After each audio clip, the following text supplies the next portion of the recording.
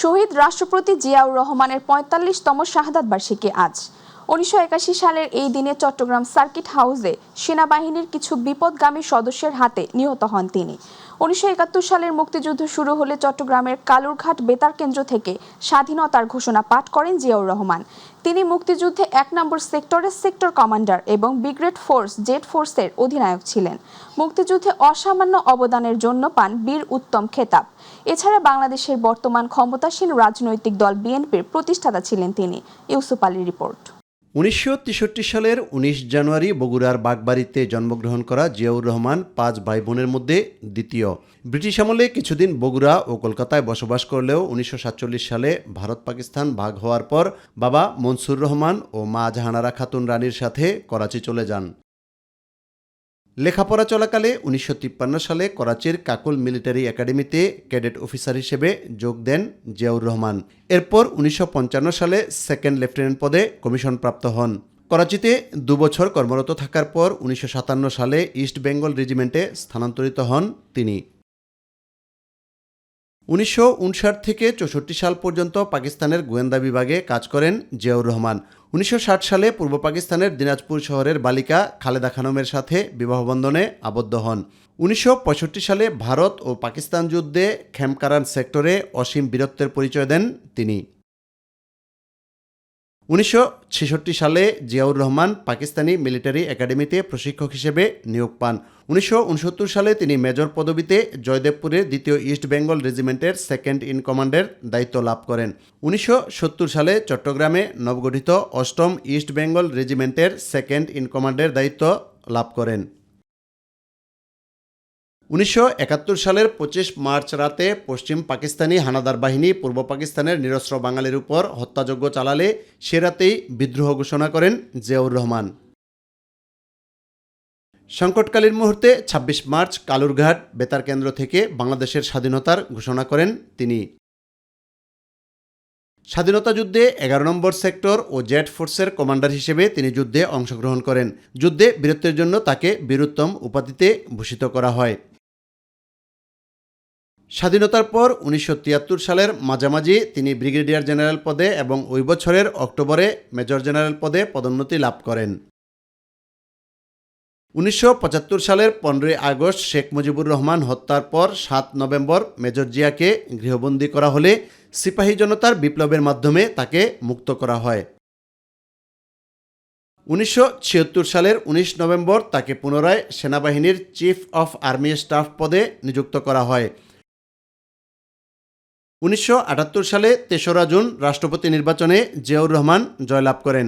একই নির্বাচনে মোট ১০ জন প্রতিদ্বন্দ্বী ছিল। এরপর জিয়াউর রহমান ১৯ দফা কর্মসূচি ঘোষণা করে হানা ভোটের আয়োজন করে বিপুল জনসমর্থন নিয়ে জয়লাভ করেন। তিনি রাষ্ট্রপতি থাকাকালীন দেশের এক প্রান্ত থেকে অন্য প্রান্তে ঘুরে বেরিয়েছেন দেশ পুনর্গঠনে। ১৯৭৮ সালের ২৮ আগস্ট নতুন দল গঠনের লক্ষ্যে বর্ধিত সভায় জাগদল বিলুপ্ত করে ১ সেপ্টেম্বর রাজধানীর রমনা রেস্তোরাঁয় সংবাদ সম্মেলনে বাংলাদেশ জাতীয়তাবাদী দল বিএনপি প্রতিষ্ঠা করেন জেনারেল জিয়াউর রহমান। নবগঠিত দল ডান, বাম ও মধ্যপন্থীদের সমন্বয়ে সাজানো হয়। তিনি রাষ্ট্রপতি থাকা অবস্থায় ১৯৭৯ সালে দ্বিতীয় সংসদ নির্বাচনে ২৯৮টি আসনের মধ্যে ২০৭টিতে জয়লাভ করে বিএনপি। স্বনির্ভর দেশ গঠনে জিয়ার গৃহীত পদক্ষেপের মধ্যে অন্যতম ছিল খাল খনন কর্মসূচি, মহিলা পুলিশ ও গ্রাম প্রতিরক্ষা বাহিনী গঠন। জিয়াউর রহমানের আমলেই দেশে বহুদলীয় গণতন্ত্র প্রতিষ্ঠা করা হয়। ১৯৮১ সালের ৩০ মে রাতে চট্টগ্রাম সার্কিট হাউসে এক ব্যর্থ সামরিক অভ্যুত্থানে নিহত হন জিয়াউর রহমান। তারপর গোপনে তার মরদেহ চট্টগ্রামের রাঙ্গুনিয়ায় দাফন করা হলেও পরে ঢাকার শেরেবাংলা নগরে দাফন করা হয়। প্রেসিডেন্ট জিয়ার জানাজায় বাংলাদেশের ইতিহাসে অন্যতম বৃহৎ জনসমাগম ঘটে, যেখানে প্রায় ২০ লক্ষাধিক মানুষ সমবেত হয়। এর মধ্য দিয়ে পরিসমাপ্তি ঘটে একটি ইতিহাসের। ইউসুফ আলী, মাই টিভি, ঢাকা। এদিকে দলের প্রতিষ্ঠাতা শহীদ রাষ্ট্রপতি জিয়াউর রহমানের মৃত্যুবার্ষিকী উপলক্ষে ভোর ৬টায় নয়াপল্টনে দলের কেন্দ্রীয় কার্যালয় সহ সারা দেশের সব স্তরের দলীয় কার্যালয়ে জাতীয় পতাকা অর্ধনমিত রাখা হয়েছে এবং অর্ধনমিতভাবে উত্তোলন করা হয়েছে। সকাল 11টায় প্রধানমন্ত্রী ও বিএনপির চেয়ারম্যান তারেক রহমানের নেতৃত্বে দলের জাতীয় নেতারা এবং সর্বস্তরের নেতাকর্মীরা জিয়াউর রহমানের মাজারে পুষ্পস্তবক অর্পণ ও জিয়ারত করবেন। জিয়ারত শেষে মাজার প্রাঙ্গণে জাতীয়তাবাদী ওলামা দলের উদ্যোগে দোয়া মাহফিল অনুষ্ঠিত হবে। এছাড়া দিবসটি উপলক্ষে বিকেলে নয়াপল্টনে আয়োজিত অনুষ্ঠানেও যোগ দেবেন প্রধানমন্ত্রী তারেক রহমান। আজকে এই দিনটি আমাদের কাছে এত বেশি জরুরি যে আমরা এই দিনটি বারবার স্মরণ করতে চাই, বারবার জনগণকে সঙ্গে নিয়ে যে আমরা অসাধ্য সাধন করতে পারি সঠিক নেতৃত্বে, সেটা আমাদের কাছে একটা অত্যন্ত জরুরি বিষয়। আজকে আবার তারই যোগ্য উত্তরাধিকারী তারেক রহমান আমাদের প্রধানমন্ত্রী, তার নেতৃত্বে আমরা আবার সেই বিপ্লবী কর্মসূচিগুলো শুরু করেছি। আমরা সংস্কারের কাজ করছি, আমরা উৎপাদনের কাজ করছি, আমাদের ফ্যামিলি কার্ড, কৃষক কার্ড, খাল খনন কর্মসূচি বাংলাদেশে ইতিমধ্যে একটা আলোড়ন সৃষ্টি করে। দর্শক, এই মুহূর্তে জিয়াউর রহমানের মাজারের সামনে আছেন সহকর্মী মাহবুব সৈকত। যুক্ত হচ্ছি তার সাথে। মাহবুব, শহীদ রাষ্ট্রপতি জিয়াউর রহমানের মৃত্যুবার্ষিকী উপলক্ষে তার সমাধি প্রাঙ্গণে শ্রদ্ধা জানানোর কেমন পরিস্থিতি দেখছেন, আমাদের জানাবেন। অনেক ধন্যবাদ। আসলে আজকে হচ্ছে একটা বেদনা বিধুর দিন, বিএনপির জন্য শুধু না, গোটা বাংলাদেশের জন্য। 1981 সাল সেই 30 যে মে, সেখান থেকে চলে গেছে 2026-এর 30 মে, তার মানে হচ্ছে 45 বছর। এই 45 বছর আগে কিন্তু বাংলাদেশের খুব ক্ষণজন্মা পুরুষ বলে থাকেন রাজনৈতিক বিশ্লেষকরা, সেই ক্ষণজন্মা পুরুষ মাত্র 3.5 বছরের শাসন আমল ছিল শহীদ প্রেসিডেন্ট জিয়াউর রহমান, যিনি ব্যর্থ এক সামরিক অভ্যুত্থানে শহীদ হয়েছিলেন। সেই শহীদ প্রেসিডেন্ট জিয়াউর রহমান, যিনি সেই তার সমাধি স্থল শেরেবাংলা নগরে, সেখানে আমি রয়েছি। ঠিক 11টার সময়ে তারই যোগ্য উত্তরসূরি, তার পুত্র, বাংলাদেশের বর্তমান প্রধানমন্ত্রী তারেক রহমান, তিনি কিন্তু এখানে রাষ্ট্রের প্রধানমন্ত্রী হিসাবে এবং একসাথে দলীয় প্রধান হিসাবে পরপর কিন্তু তিনি শ্রদ্ধা নিবেদন করবেন।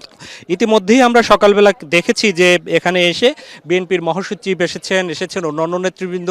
আপনারা শুনেছেন যে বিএনপি মহাসচিব বলেছেন যে সেই বাংলাদেশের এক সংকটকালীন সময়, যখন পাকিস্তান এবং পাকিস্তান বাংলাদেশ যে শোষণের সময়, সেই 71-এ যখন গর্জে ওঠার সময় ছিল, তখন কেবলমাত্র একজন মেজর ছিলেন জিয়াউর রহমান। সেই মেজর জিয়াউর রহমান কিন্তু প্রথম বলেছিলেন, ওই রিভোল্ট, আমরা বিদ্রোহ করলাম। সেই বিদ্রোহ করার মাধ্যমে কিন্তু তিনি বাংলাদেশের সশস্ত্র বিদ্রোহ, সশস্ত্র যুদ্ধ শুরু হয়েছিল। এরপরে গোটা জাতি কিন্তু যুদ্ধে ঝাঁপিয়ে পড়েছিল। এরপর আবার কিন্তু স্বাধীনতা যুদ্ধের পরে তিনি আবার সেই ব্যারাকে ফিরে গিয়েছিলেন। শহীদ প্রেসিডেন্ট জিয়াউর রহমান কেবল নিজে একজন মুক্তিযোদ্ধা শুধু ছিলেন না, তিনি কিন্তু বাংলাদেশের সেক্টর কমান্ডার ছিলেন, জেট ফোর্সের অধিনায়ক ছিলেন এবং এমন একজন মানুষ, তিনি এরপরে আবার ব্যারাকে ফিরে গিয়েছিলেন, সেনাবাহিনীতে ফিরে গিয়ে তিনি কিন্তু আবার সেই সেনা গঠনে তিনি তার মনোনিবেশ করেছিলেন। এরপরে আবার 71-এর পরবর্তীতে যখন 75-এ বাংলাদেশে আবার সংকট শুরু হলো, জাতি যখন কোনো দিশা পাচ্ছিল না, জাতি যখন বিশৃঙ্খল অবস্থা তৈরি হয়ে গেল, তখন কিন্তু আবার সেই 75-এর যে 15ই আগস্টের পরবর্তী বাংলাদেশে, বিশৃঙ্খল বাংলাদেশে 7ই নভেম্বর কিন্তু আবার দৃশ্যপটে হাজির হন জনগণ। সেই সিপাহী জনতা সামনে নিয়ে আসেন মেজর জেনারেল জিয়াউর রহমানকে, যিনি আবার এসে বাংলাদেশকে ঐক্যবদ্ধ করেছিলেন। এরপরে জিয়াউর রহমান বাংলাদেশের নেতৃত্ব দিয়েছেন। সেই নেতৃত্ব দেওয়ার পরে মাত্র 3.5 বছরে তিনি জাতীয়তাবাদের আদর্শ নিয়ে কিন্তু বাংলাদেশের প্রতি যে মানুষের দেশপ্রেমের যে বিষয়টি ছিল, সেই দেশপ্রেম সামনে নিয়ে এসেছেন। তখন তিনি সেই সময়ে যে বহুদলীয় গণতন্ত্রের যে প্রবক্তা, সেই বহুদলীয় গণতন্ত্র কিন্তু তিনি ফিরিয়ে এনেছিলেন। মোট কথা হচ্ছে যে বাংলাদেশের আধুনিক বাংলাদেশ, যুদ্ধ বিধ্বস্ত পরবর্তী যে বাংলাদেশ রাজনৈতিক যে অবস্থা ছিল, সেই রাজনৈতিক অধিকার সেটি কেড়ে নেওয়া হয়েছিল, সে অধিকার আবার তিনি ফিরিয়ে দিয়েছিলেন। তারপরে আবার বাংলাদেশের নেতৃত্ব দিয়েছেন। আপনারা জানেন যে জিয়াউর রহমান যখন ব্যর্থ অভ্যুত্থানে শাহাদাত বরণ করেছিলেন, তারপরে তার সহধর্মিণী একদম গৃহবধূ বাংলাদেশকে নেতৃত্ব দিয়েছেন। তার দল পরপর কিন্তু 5 বার বাংলাদেশকে নেতৃত্ব দিচ্ছেন। এখন তারই সুযোগ্য পুত্র দীর্ঘ আন্দোলন সংগ্রামের পরে যে বাংলাদেশ এসেছে, সেই বাংলাদেশে আবার নেতৃত্ব দিচ্ছেন। বিএনপি নেতারা কিন্তু বলছেন যে এখন যে তারেক রহমানের নেতৃত্বে বাংলাদেশ, সেই নেতৃত্বে কিন্তু জিয়াউর রহমানের দেখানো আধুনিক বাংলাদেশ, জিয়াউর রহমানের দেখানো গণতান্ত্রিক বাংলাদেশ, জিয়াউর রহমানের দেখানো উন্নত এবং উন্নয়নশীল বাংলাদেশ, জিয়াউর রহমানের দেখানো যে জনসম্পদে রূপান্তরিত করার বাংলাদেশ, সেই বাংলাদেশের দিকে তারেক রহমান নিয়ে যাবেন। আজকে একদম শেষে এই জিয়াউর সমাধিতে শ্রদ্ধা নিবেদনের পরে কিন্তু প্রায় 16 জায়গায় তারেক রহমান কিন্তু শ্রদ্ধা নিবেদন করবেন এবং শ্রদ্ধা নিবেদন করে আজকে সারাদিন বিভিন্ন জায়গায় খাদ্য বিতরণ আছে, দলীয় কার্যালয়ে বিভিন্ন প্রোগ্রাম আছে। সারা দেশেই জিয়াউর রহমানের যে এই শাহাদাত বার্ষিকী উপলক্ষে কর্মসূচি রয়েছে। আরেকটি কথা না বললেই নয়, তা হচ্ছে ঢাকা শহরে যারা রয়েছেন অথবা অন্যান্য শহরে, তারা কিন্তু জিয়াউর রহমানের এই শাহাদাত বার্ষিকী উপলক্ষে গোটা শহর ব্যানারে কিংবা ফেস্টুনে ভরে যাওয়া, মোড়ে মোড়ে গান বাজানো, একদম বিচ্ছিরি অবস্থা তৈরি করা, সেটি কিন্তু একদমই নেই। তারা দলীয় প্রোগ্রাম কিংবা রাষ্ট্রীয় প্রোগ্রাম করছেন, সেখানে কিন্তু কেউকে কোনো ডিস্টার্ব না করে। এই পরিবর্তিত বদলে যাওয়া বাংলাদেশই বিএনপির অঙ্গীকার অথবা তারেক রহমানের অঙ্গীকার, সেটি কিন্তু মহাসচিব বলেছেন। তো আমরা পরবর্তী যে কর্মসূচিগুলো রয়েছে দলীয় এবং সরকারি, সেই বিষয়গুলো আমরা বিস্তারিত তুলে ধরবো। তো আপাতত এই জিয়ার সমাধিস্থল জিয়া উদ্যান থেকে এটি ছিল আমার কাছে থাকা তথ্য। আমরা ফিরে যাচ্ছি স্টুডিওতে। প্রেরণা। মাহবুব, আপনাকে ধন্যবাদ। জিয়া উদ্যান থেকে যুক্ত ছিলেন আমাদের সহকর্মী মাহবুব। চলে যাচ্ছি পরবর্তী সংবাদে। সরকারি হিসেবে এবার চামড়ার দাম বেড়েছে, কিন্তু দিনাজপুরের রামনগর এলাকায় চামড়া বাজারে সেই দামের সুফল পাচ্ছেন না মৌসুমি ব্যবসায়ীরা। গরুর চামড়ায় লোকসান আর ছাগলের চামড়া অনেক ক্ষেত্রে ফেলে দেওয়ার মতো অবস্থা। পুঁজি সংকট, ট্যানারি মালিকদের কাছে বকেয়া টাকা এবং কাঙ্ক্ষিত দাম না পাওয়ায় বিপাকে পড়েছেন দিনাজপুরের চামড়া ব্যবসায়ীরা। দিনাজপুর প্রতিনিধি মুকুল চট্টোপাধ্যায়ের পাঠানো তথ্য ও চিত্র নিয়ে সাইদুর রহমান আবিরের ডেস্ক রিপোর্ট। উত্তরাঞ্চলের অন্যতম বড় চামড়া বাজার দিনাজপুর শহরের রামনগর চামড়া মার্কেট। কুরবানির ঈদ ঘিরে প্রতি বছর দিনাজপুর সদরসহ বিভিন্ন উপজেলা থেকে খুচরা ও মৌসুমি ব্যবসায়ীরা এখানে চামড়া নিয়ে আসেন। সরকার এবছর ঢাকার বাইরে লবণযুক্ত গরুর চামড়ার দাম প্রতি বর্গফুট 57 থেকে 62 টাকা নির্ধারণ করলেও মাঠের বাস্তবতা ভিন্ন। বাজারে আসা বিক্রেতাদের অভিযোগ, গ্রাম ও পাড়া মহল্লা থেকে 600 থেকে 700 টাকায় কেনা গরুর চামড়া আড়তে বিক্রি করা হচ্ছে 300 থেকে 500 টাকায়। এতে লোকসানে পড়েছেন মৌসুমি ব্যবসায়ীরা। বছরে একদিন সব করে ব্যবসা করি 200-400 টাকা ইনকামের জন্য, কিন্তু এখানে আসে মনে করেন যে পুঁজি থেকে 10-15 হাজার টাকা করে ঘাটতি। যেগুলো সাইজ বড় সেইগুলো 500-600, ছোটোগুলো বেশি 300, 350, 400 পর্যন্ত। শুধু গরুর চামড়া নয়, ছাগলের চামড়ার বাজার আরও নাজুক। দাম না থাকায় অনেকেই ছাগলের চামড়া বিক্রি করতে পারছেন না। ওরা তো ভাই, আমি যে বললাম ভাই আপনি 50 টাকা দেন, সে 50 টাকা দিয়েও চামড়া নিতে চায়। 600, 500 করি, 400 করি, দাম লাগাচ্ছে 200, 250, 300, 400। কুরবানির সময়ে এই বাজারে আগে প্রায় অর্ধলক্ষাধিক চামড়া আসতো। এবার আমদানি কম, আবার যে চামড়া সংগ্রহ হয়েছে তার একটি অংশ বেশি দামের আশায় বাইরে চলে যাচ্ছে বলেও অভিযোগ চামড়া ব্যবসায়ী মালিক সমিতির। এখন চামড়ার এমনই সিন্ডিকেট যে চামড়ার দাম বলতেই নাই, চামড়া তো বায়ার নাই, বাইরে কোনো দেশে চামড়া যাচ্ছে না। গাইয়ের চামড়া 100 টাকার ঊর্ধ্বে নিচ্ছে না, খুব বেশি বড় গাইয়ের চামড়া হলে 150 টাকার মধ্যে নিচ্ছে। আড়তদারদের দাবি, ঢাকার ট্যানারি মালিকদের কাছে আগের বছরের পাওনা টাকা আটকে থাকায় তারা এবার পুঁজি সংকটে পড়েছেন। পর্যাপ্ত টাকা না থাকায় চামড়া কিনতে পারছেন না আগের মতো। কি লজ্জার বিষয়, আমরা কোথায় আসলাম, কি করবো আমরা? সরকার যে দামটা দেখাচ্ছে আমরা বিক্রি করতে যাই ট্যানারি আলাদার কাছ থেকে সেই রকম মূল্য পাচ্ছি না।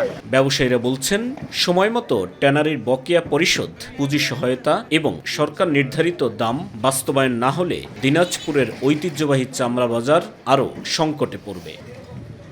সাইদুর রহমান আবির, মাই টিভি নিউজ ডেস্ক। সারা দেশে চলছে ঈদের আনন্দ। নতুন পোশাক আর প্রিয়জনদের নিয়ে উৎসবে আনন্দে ব্যস্ত সময় পার করছে সবাই। তবে এরই মাঝে ভিন্ন চিত্র দেখা গেছে দিনাজপুরের পার্বতীপুর জংশন রেলওয়ে স্টেশন এলাকায়। সেখানে ঈদের আনন্দ যেন ছুঁতেই পারেনি ছিন্নমূল সব মানুষদের। প্রতিনিধি আব্দুল্লাহ আল মামুনের তথ্যচিত্রে আতিকুর রহমান তিতাসের রিপোর্ট। ঈদ মানে আনন্দ, ঈদ মানে খুশি, কিন্তু তা সকলের জন্য নয় দাবি করা মানুষও রয়েছেন আমাদের চারপাশে। ঈদ এলেও বদলায় না তাদের জীবন। দিনাজপুরের Parbatipur junction railway station platform আর আশেপাশের খোলা জায়গাতেই দিন কাটে অনেক ছিন্নমূল মানুষের।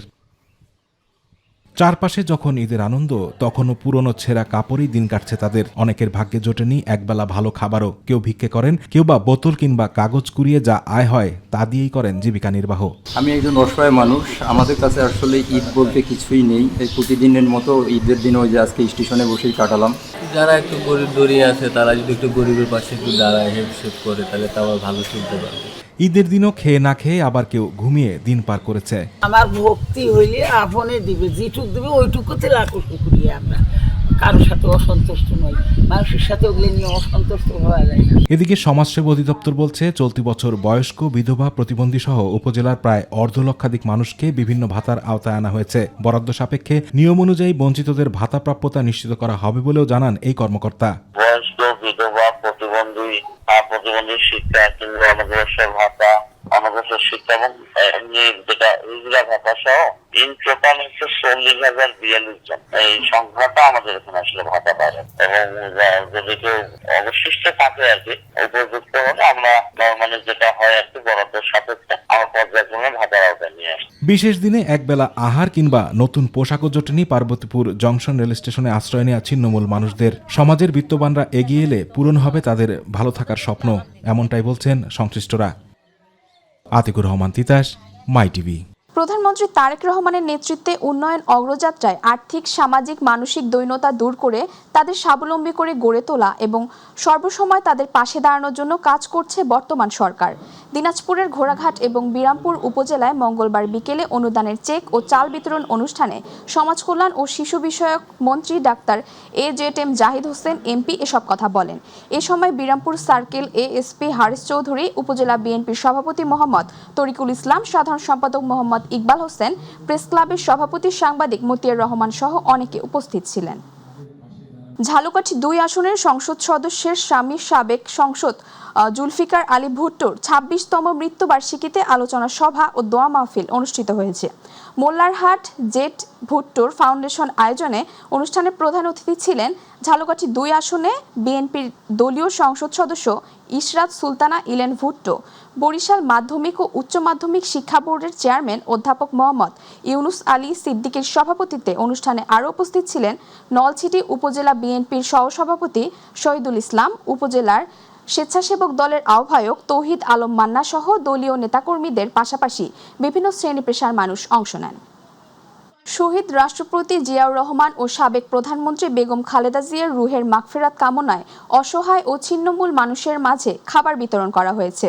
নারায়ণগঞ্জ 3 আসনের এমপি আজহারুল ইসলাম মান্নানের পক্ষ থেকে নারায়ণগঞ্জ জেলা ছাত্রদলের সাবেক সহসভাপতি ইব্রাহিম সরকার সোহেলের উদ্যোগে ছিন্নমূল অসহায় পথচারী ও পথশিশুদের মাঝে রান্না করা খাবার বিতরণ করা হয়। খাবার পেয়ে ছিন্নমূল অসহায় পথচারী ও পথশিশুরা ঈদের আনন্দে মেতে ওঠে। বিএনপির কেন্দ্রীয় অর্থনৈতিক সম্পাদক ব্রাহ্মণবাড়িয়া 3 আসনের সংসদ সদস্য ইঞ্জিনিয়ার খালেদ হোসেন মাহমুদ শ্যামল বলেছেন, যে কোনো জাতি গঠনের মূল ভিত্তি হলো শিক্ষা। বর্তমান সরকার তাই শিক্ষাকে দেশের অন্যতম চালিকা শক্তি ও অগ্রাধিকার খাত হিসেবে ঘোষণা করেছে। শুক্রবার বিকেলে ব্রাহ্মণবাড়িয়া উচ্চ বিদ্যালয়ের 166 বর্ষপূর্তি উপলক্ষে পূর্ণমিলনীর লোগো উন্মোচন অনুষ্ঠানে প্রধান অতিথির বক্তব্যে তিনি এসব কথা বলেন। জেলা প্রশাসনের প্রশাসক সিরাজুল ইসলাম সিরাজীর সভাপতিত্বে অনুষ্ঠান সঞ্চালনা করেন বিদ্যালয়ের অ্যালামনাই অ্যাসোসিয়েশনের সদস্য সচিব তাজুল ইসলাম। বিশেষ অতিথি ছিলেন প্রধান শিক্ষক মোহাম্মদ মোস্তফা কামাল, সাবেক মেয়র হাফিজুর রহমান মোল্লা সহ আরও অনেকে। ঢাকার কেরানীগঞ্জের শহীদ প্রেসিডেন্ট জিয়াউর রহমানের স্মৃতি ফুটবল টুর্নামেন্ট 2026-এর ফাইনাল খেলা অনুষ্ঠিত হয়েছে। শুক্রবার বিকেল 4টায় হযরতপুর উচ্চ বিদ্যালয় মাঠে অনুষ্ঠিত ফাইনাল খেলায় বামনসুর ক্রীড়া চক্রকে 2-1 গোলে হারিয়ে চ্যাম্পিয়ন হয়ে সাভারের ভাটকুতা ইউনিয়ন ক্রীড়া চক্র। আক্রমণ পাল্টা আক্রমণে জমে ওঠা খেলায় প্রথমার্ধে ভাকুর্তা ইউনিয়নের 1-0 গোল হারিয়ে বিরতিতে যায়। দ্বিতীয়ার্ধে উভয় দল একটি করে গোল করলে 2-1 গোলে ম্যাচ জিতে চ্যাম্পিয়ন হয় ভাকুর্তা ইউনিয়ন ক্রীড়া চক্র। এর আগে খেলার উদ্বোধন করেন ঢাকা বিএনপির সাংগঠনিক সম্পাদক ব্যারিস্টার ইরফান ইবনে আমান অমি। খেলা পরবর্তী পুরস্কার বিতরণী অনুষ্ঠানের প্রধান অতিথি হিসেবে উপস্থিত ছিলেন ঢাকা 2 আসনের এমপি আমানুল্লাহ আমান। তিনি চ্যাম্পিয়ন ও রানার আপ দলের খেলোয়াড়দের হাতে ট্রফি ও পুরস্কার তুলে দেন। বগুড়ায় ইয়াবা ক্রয় বিক্রয় চক্রের বাধা দেওয়ায় মির্জা মনা নামের এক জেলা যুবকের সাবেক নেতা মির্জা মনকে কুপিয়ে হত্যা করার ঘটনা ঘটেছে। আশঙ্কাজনক অবস্থায় তাকে ঢাকা পঙ্গু হাসপাতালে নিয়ে যাওয়া হয়েছে। গত রাত 11:30টায় বগুড়া মহানগরের 20 নং ওয়ার্ডে কৈপাড়া বাজার এলাকায় এ ঘটনা ঘটে। পুলিশ ও ব্যবসায়ীরা জানায় গতকাল সন্ধ্যায় বগুড়া মহানগরের কৈপাড়া বাজারের পিছনে বস্তি এলাকা থেকে পার্শ্ববর্তী এলাকায় এক কিশোর 4 পিস ইয়াবা ক্রয় করে। বাড়িতে গিয়ে ইয়াবাটির মেয়াদ উত্তীর্ণ দেখে তা ফেরত দিতে বললে বাগবিতণ্ডা ও হাতাহাতি হয়। পরে রাত 11:30টার সময় ইয়াবা ক্রেতা কিশোর তার দলবল নিয়ে বিক্রেতার উপর হামলা চালায়। এ ঘটনায় এলাকায় থমথমে পরিস্থিতি বিরাজ করছে। বগুড়ায় 2 মোটরসাইকেলের সংঘর্ষে 3 জন নিহত এবং 2 জন আহত হওয়ার ঘটনা ঘটেছে। শুক্রবার সন্ধ্যায় কাহালু উপজেলার বীরকেদাই ইউনিয়নের 12 মাইল এলাকায় এ দুর্ঘটনা ঘটে। নিহতরা সবাই নওগাঁ জেলার বাসিন্দা বলে জানা গেছে। খবর পেয়ে ফায়ার সার্ভিসের সদস্যরা ঘটনাস্থলে পৌঁছে 3 জনের মরদেহ পড়ে থাকতে দেখেন। পরে মরদেহ উদ্ধার করে শহীদ জিয়াউর রহমান মেডিকেল কলেজ হাসপাতালে মর্গে পাঠানো হয়। বরিশালের মুলাদিতে ঝড়ের তাণ্ডবে 5 দিন ধরে বিদ্যুৎহীন রয়েছে কয়েক হাজার পরিবার। চরম দুর্ভোগে উপজেলাবাসী। সাম্প্রতিক ঝড়ের তাণ্ডবে বিদ্যুৎ সরবরাহ ব্যবস্থা মারাত্মকভাবে ক্ষতিগ্রস্ত হয়। স্থানীয়রা জানান ঝড়ের সময় বহু বিদ্যুতের খুঁটি ও সঞ্চালন লাইন ক্ষতিগ্রস্ত হয়। এরপর থেকে বিদ্যুৎ সরবরাহ বন্ধ থাকায় স্বাভাবিক জীবনযাত্রা ব্যাহত হচ্ছে।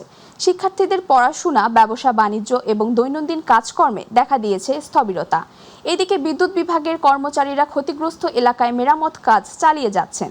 তবে ব্যাপক ক্ষয়ক্ষতির কারণে পুরোপুরি বিদ্যুৎ সরবরাহ স্বাভাবিক করতে আরও কিছু সময় লাগতে পারে বলে জানিয়েছেন সংশ্লিষ্টরা। দিনাজপুরের পার্বতীপুরে বিপুল সংখ্যক বৈদ্যুতিক তারের কাটা অংশসহ 3 জনকে আটক করেছে পুলিশ। গতকাল দুপুরে বস্তা ভর্তি করে চুরি করে নিয়ে যাওয়ার সময় বহনের কাজে ব্যবহৃত একটি ভ্যান এবং অত্যাধুনিক কাটার মেশিন সহ তাদের হাতে নাতে আটক করে টহলে থাকা ভবানীপুর পুলিশ তদন্ত কেন্দ্রের একটি দল। সকালে আদালতের মাধ্যমে তাদের জেল হাজতে পাঠানোর বিষয়টি নিশ্চিত করেছেন পার্বতীপুর মডেল থানার অফিসার ইনচার্জ আব্দুল ওয়াদুদ।